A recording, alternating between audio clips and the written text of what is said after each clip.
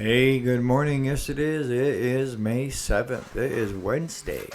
So, what are we going to be talking about today? Well, I thought we'd talk about some of the things that have come into the shop. I'd like to get back to doing some videos of stuff we're working on.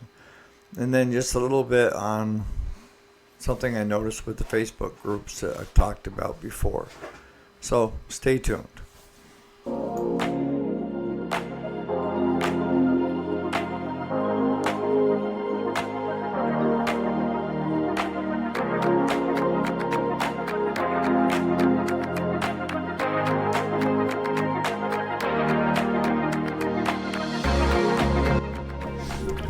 Alrighty, welcome back to the channel if you didn't already know it. And yes, my name is Eric.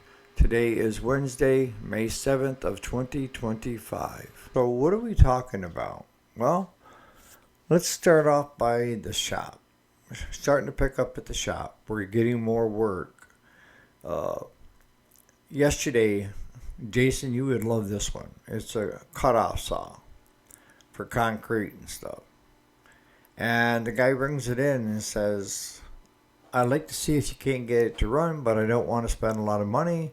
I already bought a carburetor for it from eBay.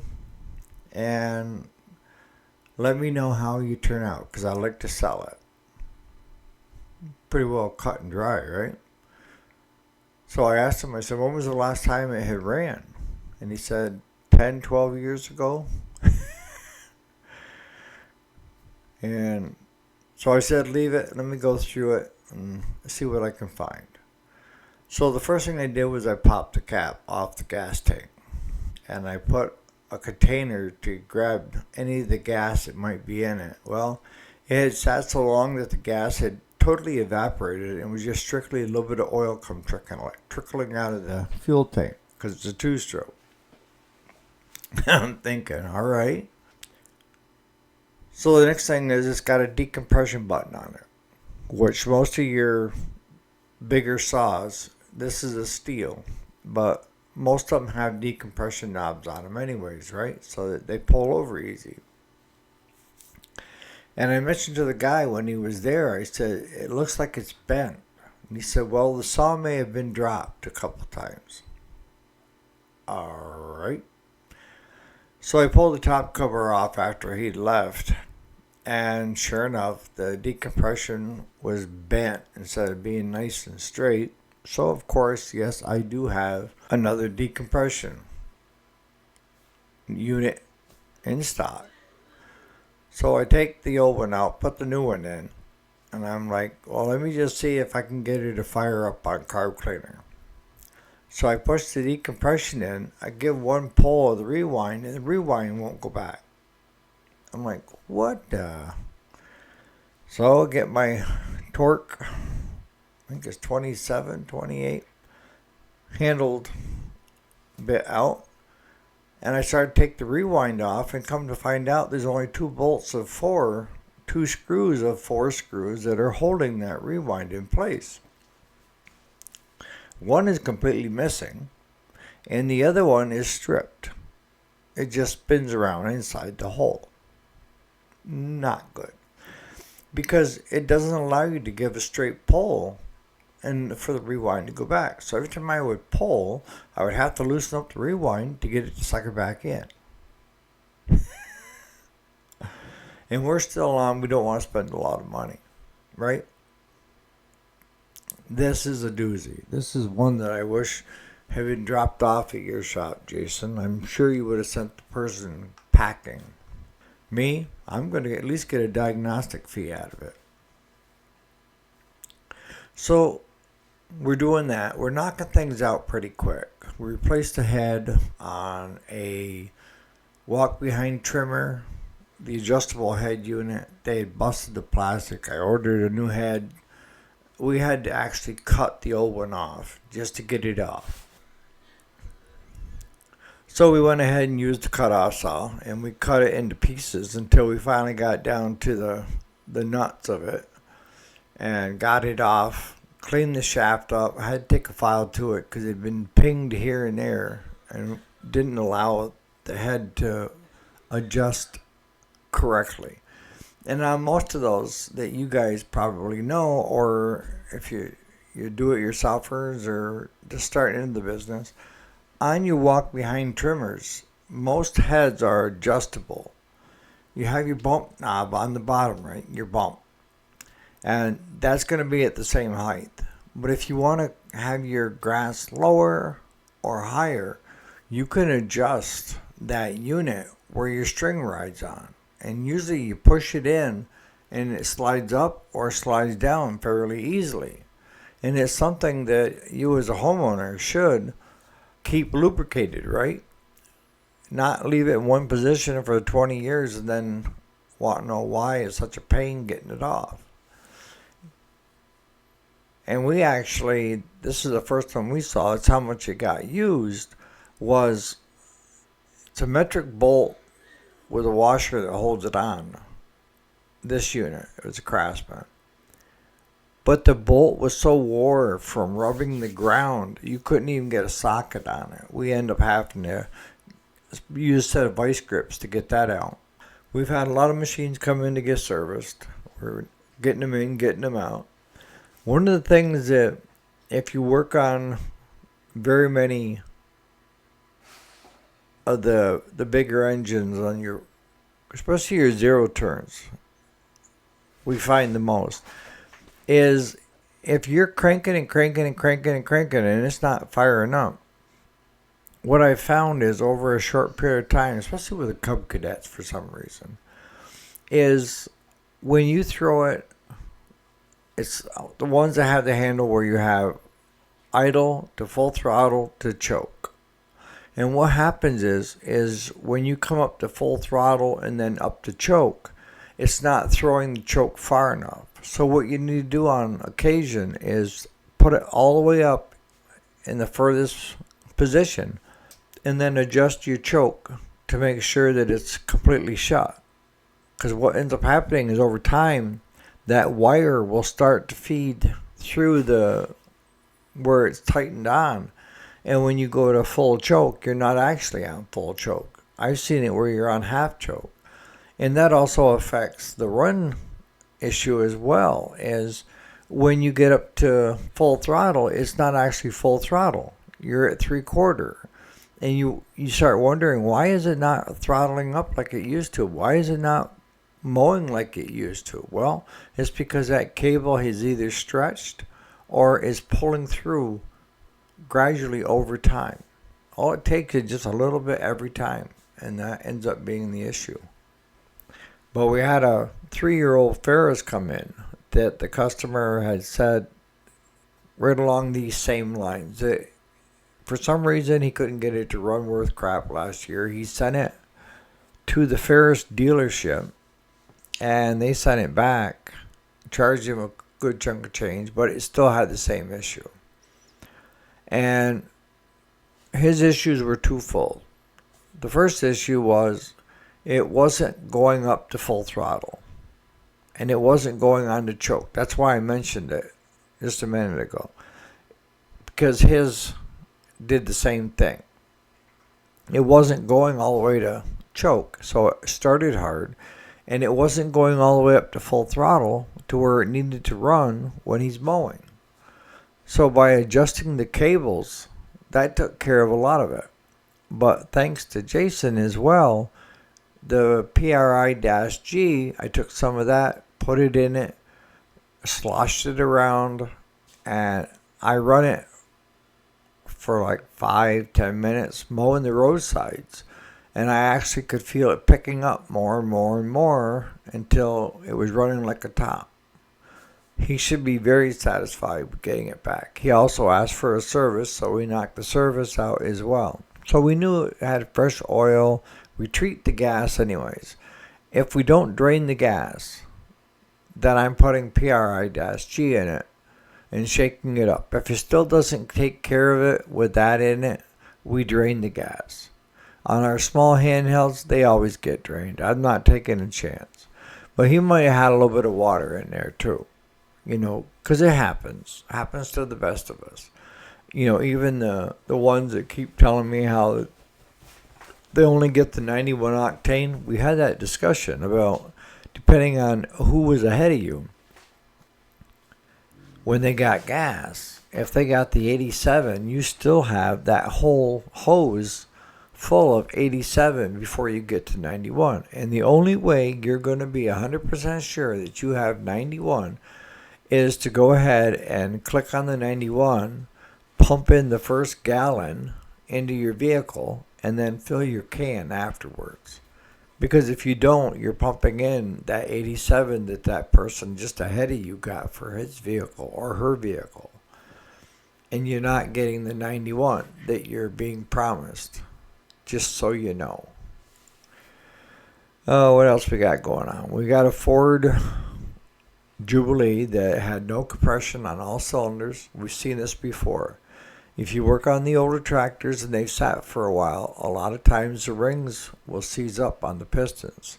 This happens to a lot of your older lawnmowers as well if they've sat for a while. What's our way of dealing with it?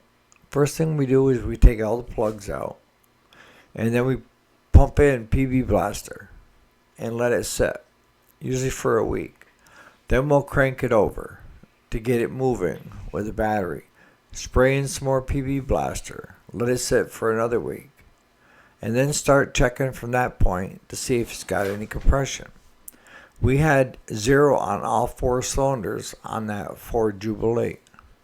Yesterday, going on 3 weeks of sitting in the shop, letting the PB Blaster do its thing, we had 75 in the first cylinder and all above 100 in the other 3. Just by... Sometimes you can't rush things, guys. This comes with time. And that's what we explained to the customer when she called us. We're not spending a lot of labor time on it. But it's going to take time for this bug juice to work, right? The PB Blaster. And she was concerned that the bill was going to be just outstanding. And we're like, no, we've only got a couple hours on it so far. So she was relieved yesterday. I give her a call because she was concerned that the tractor was junk. So I told her, I said that we've got all cylinders up where they need to be. We tried it with carb cleaner. It does fire up. So we're going to start. I ordered the alternator, the coil, because we're changing it from the old 6 volt to 12 volt system.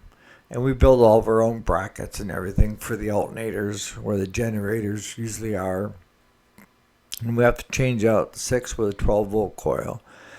And then if you don't put a ballast resistor in there, then you're going to have to change out the light bulbs that are 6 volt and anything else, gauges, anything else is 6 volt in that system. You pick it up to a 12 one wire GM alternator and she will fry. I mean, the lights will glow and then boom, that's the end of it. How do I know that? Because we've done it before. It's called getting older and knowing what things work and when things don't. The 6-wheeler Polaris, we had it running because when we got it, it was seized up. But we got it running and getting ready to send it back to the customer, and then it won't fire. It's lost spark. So I think probably today I'm just going to go ahead and order a new stator, a new pickup. If we're going to have the cover off, there's no sense of putting old back in. Put a new stator and pickup. That should give us what we need and a coil to get fire back, and if we got fire back, then she will run, right? We also have an International 444 that's in for brake jobs, and we got a little bit of a leak around the differential. So we got the one side brakes all put back together. It had been sitting so long and not using the brakes that it just rusted right up terrible. So it took quite a bit to get everything all lubricated. When I say lubricated, some white grease on the hinge points and stuff, but you don't want wet in there on the brakes because it'll screw it up. So you don't want a lot of grease in there. We put a little bit of white grease so it keeps everything working the way it's supposed to. We're going to tackle the other side today with it being raining out right now, so we'll go back to that And I also sold him a set of ring chains to go on the back of a tractor that I had an extra set, and he was looking for one. So it's a win-win for both of us. I don't need the extra set, and he would love to have it. And he agreed on the price, so we have an old John Deere 630, and that's I believe, a two-cylinder. But it came in because they changed the wiring over from a 6 to a 12 volt. But if you don't wire it back correctly, it won't charge. You have to run a wire from the alternator directly to the battery, not to the switch and then to the battery, or not to the switch at all, that. So that's too big to come into the shop. So that's going to be a nice day job. I've got a John Deere, what is it, the 110, the newer style with the plastic hoods. Guy brought it in, said that he had a couple other places, nobody could get it to run. They thought there might be something plugged in the fuel tank. And so I sat down with it, and the biggest problem it's got is the fuel pump is shot. And it's got the one that rides on the cam, and there's no suction, nothing. So I ordered a new one of those because there's two different styles. There's the one with the long elongated cam, and then you have the shorter throw. And mine that I took off was the shorter throw, but I had a brand new long throw in the shop that couldn't use, so I had to order one for his. So I should be in today. We can get his back together. But that's why he wasn't getting any fuel from the tank to the fuel filter and carburetor. Is the fuel pump was gone. And it just makes me shake my head when somebody tells me they've had a couple other mechanics look at it. And the guy that brought us that, it was another shop. And tells me one of two things. Either the mechanic isn't that well versed on things, or they didn't want to work on it because it's an older machine. And I'm not, because the best ones of the 110s that they ever came out with had the old metal hood on it, squared up tile. Those things, you couldn't kill them. They just go and go and go. The newer ones, the plastic hoods and stuff, they don't hold up as well. But like I say, we've got quite a bit going on at the shop. Stuff coming in, stuff going out, doing services, push mowers. And then lastly, I'll finish it up with the groups. Some of the questions that they have in there make you want to go, huh? And it's become a joke because people are being sarcastic too. Because some people, are homeowners that are asking questions because they're clueless about something. But if they checked and did a search on Facebook, they'd find that somebody else had already asked that question and been answered a gazillion times. But they go ahead and ask it anyways. So people will start leaving snarky comments, or making fun of them.